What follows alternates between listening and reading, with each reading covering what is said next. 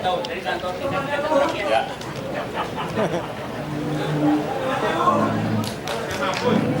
Temennya Mahfud jangan lupa. Itu loh. Tugas negara itu menseksanakan. Ini bisa kena pasal nih.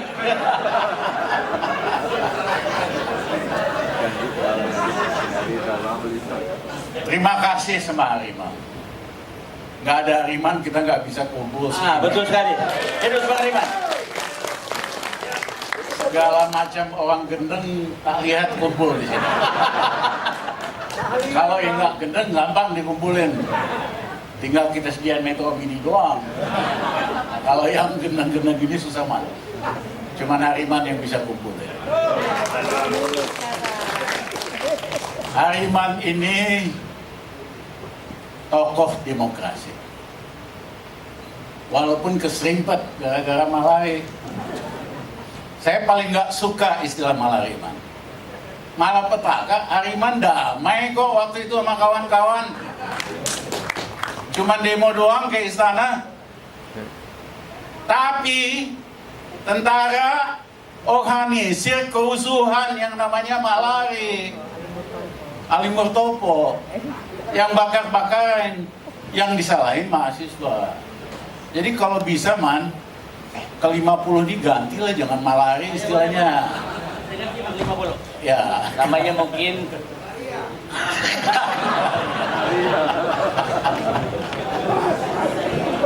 nanti kita pikir Bang, nanti kita pikirkan. Pikirkan, Ya. jangan Malari Betul juga. malapetaka. Betul, Bukan betul. malapetaka kok. Kawan-kawan memperjuangkan Indonesia yang demokratis. Bahwa kemudian ada operasi counter intelligence buat bakar-bakaran Pasar Senen, itu nggak ada hubungan sama Hariman Sinda. Memang setiap ada gerakan yang berarti diciptakan kerusuhan supaya justifikasi untuk mempertahankan kekuasaan. Nah, hari ini tema kita, Bursa, jangan lupa demokrasi. Teman-teman yang di sini mengerti, tahu, dan langsung nggak langsung berjuang untuk demokrasi. Sebetulnya segini aja udah cukup. Kalau cuman Jokowi aja mah kecil. Nah ini mulai. Saya dah mengirakan ini.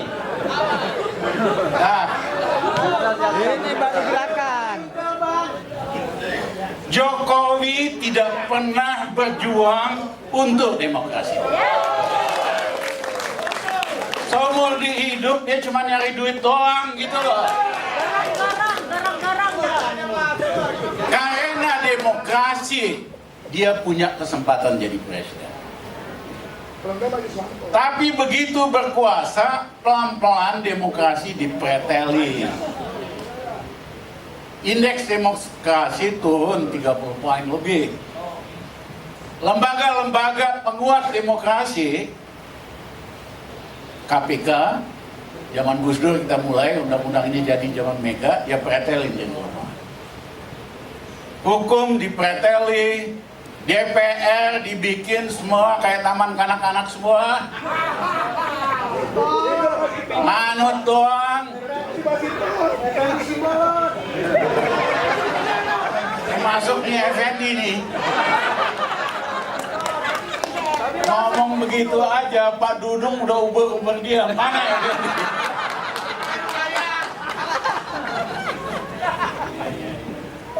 Nah, ini waktunya kita lakukan sesuatu.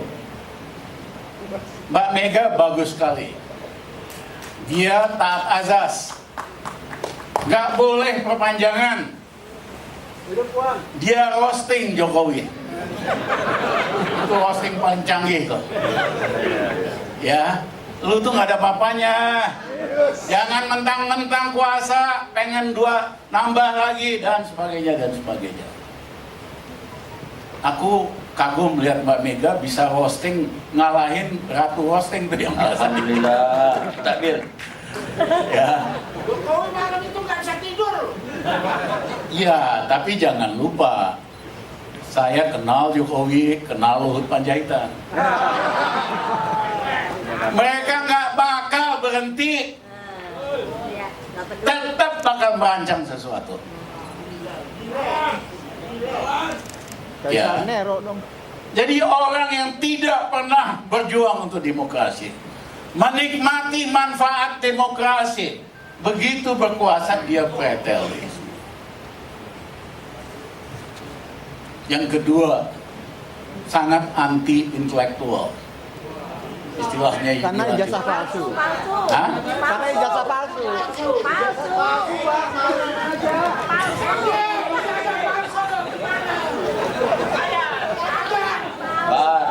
Anti intelektual, wong ijazahnya aja dipertanyakan. Palsu apa enggaknya saya nggak tahu. Tanya Pak Egi. Iya kan? Jadi nggak aneh orang yang diragukan ijazahnya pasti sangat tidak intelektual.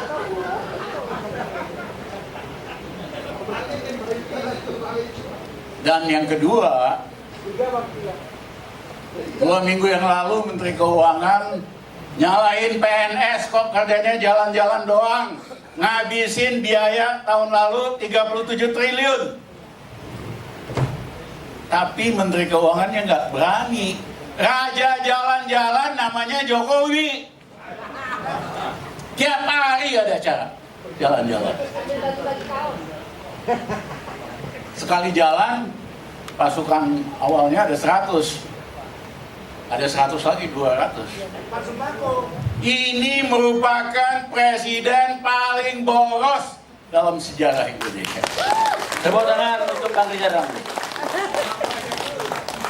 Bursa aku sakit hati. Kenapa, Pak? Zaman Gus Dur dulu, Gus Dur kan dibilang presiden jalan-jalan. Enggak lah. Ya, jalan-jalan cuma 5-10 orang naik pesawat komersial. Kadang-kadang naik pesawat Antonov kalau omongannya gede. Itu aja dituduh presiden tukang jalan-jalan. Yang ini tiap hari jalan-jalan.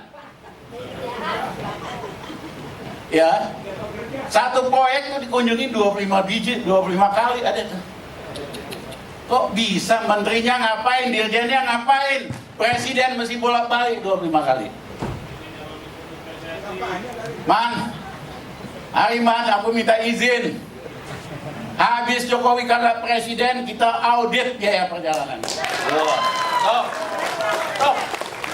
Tampang aja sederhana, penampilan sederhana, kita ketipu semua.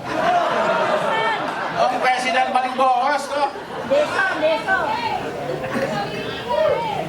Nah yang kedua, yang ketiga.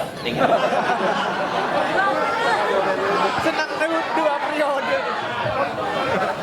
Habis Jokowi, mampu kita tidak mencerdaskan bangsa. Sesuai dengan Undang-Undang Dasar. Harus. Tapi pemimpinnya ya pilih yang wong cerdas dong. Orang anti intelektual gimana mencerdaskan bangsa?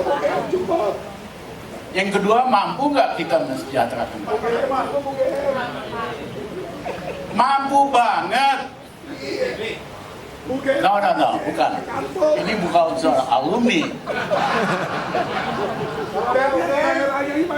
Kenapa di Saudi Arabia, di Uni Arab Emirat, rakyatnya sejahtera? Di Norwegia. Kenapa? Karena sumber daya alamnya dikuasain oleh negara. Memang yang paling menikmatin raja dan keluarganya. Tapi rakyat dapat sesuatu, jangan lupa. Sekolah gratis sampai universitas, kesehatan gratis, lain-lain gratis. Di Norwegia sama.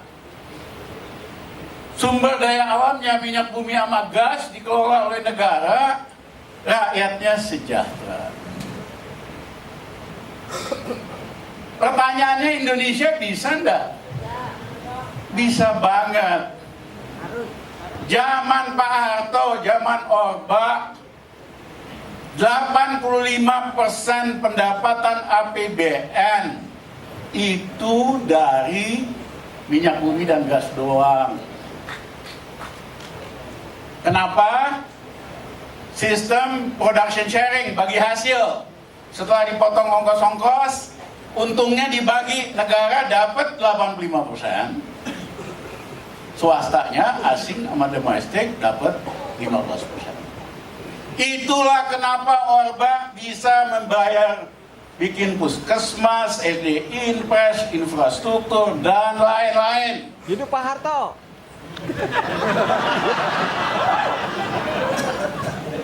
Dan tapi sejak berapa tahun terakhir ini, sumber daya alam di luar migas dikuasain oleh pribadi-pribadi dan swasta. Padahal Undang-Undang Dasar 45 Pasal 33 harus dikuasai oleh negara, milik rakyat. Tahun lalu Jumbur, orang paling kaya di Indonesia namanya Lik Tupuo, orang Malaysia, warga negara Malaysia. Tahun lalu dia tidur aja, harta kekayaannya naik 147 triliun. Kenapa? Harga batu bara naik dari $60 ke $300. Itu Litupus sendiri. Belum raja-raja batu bara lain, kekayaannya bisa nambah mungkin ribuan triliun. Nah, di negara-negara lain termasuk masyarakat kapitalis, kalau ada keuntungan dadakan atau win for profit dipajakin 40% bisa-bisa. Di Amerika, di Inggris. Kebayang nggak? Kalau kita perlakukan undang-undang itu, pajak tambahan karena keuntungan dadakan, wong dia tidur-tiduran aja, dari si Lituku aja kita bisa dapat 60 triliun. Dari yang lain-lain kita bisa dapat 1000 triliun. Tapi ini pemerintah nggak pernah berani pajakin oligarki. Oligarki dikasih tax holiday, dikasih tax amnesty. Beraninya cuma sama rakyat doang. Naikin pajak. Ingat nggak PPN? Tadinya maunya 15% kan? Begitu kawan-kawan Timpe semua, Anthony Timpe, takut dia mundur ke 11%. Ini pemerintah selalu kasih ide, kalau nggak ada yang protes, dia laksanakan. Beraninya hanya naikin harga BBM, harusnya kita bisa turunkan, bukan naikin. Beraninya naikin tarif listrik, sehabis Jokowi kita turunin tarif listrik ke 2 tahun sebelum yang lalu, sehingga rakyat ada uang di kantongnya. Kita turunin harga gas, LPG, dan sebagainya. Saudara-saudara, ide pemerintah tampaknya sangat sederhana, sangat memelas. Kebijakannya bela yang kaya, yang punya uang. Beraninya cuma nama rakyat doang. Bukan Jogja, Boyolali. Saudara-saudara, nggak bakal bisa ini orang ngatasin krisis. Kan sesumbar, perlu diperpanjang karena tahun depan bakal krisis. Seolah-olah dia bisa nyelesain krisis. Kagak bisa, man. Kasih tahu Luhut Panjaitan. Oke? Nggak punya skill. Tidak ada keberpihakan. Sama-sama temen, Bang. Ini omongan bercanda ini kayaknya. Gak serius kan? Ya. Titip juga sama Hidayat. Hidayat itu temannya Luhut Panjaitan.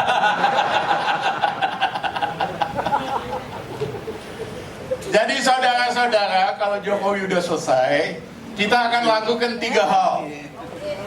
1, kita bikin rakyat kita senang dengan nurunin harga BBM, nurunin tarif listrik, nurunin harga LPG, naikin kredit untuk UKM dari 18% ke 28% tahun pertama, sehingga UKM bisa hidup. Yang kedua, audit Jokowi. biaya pengeluaran Jokowi.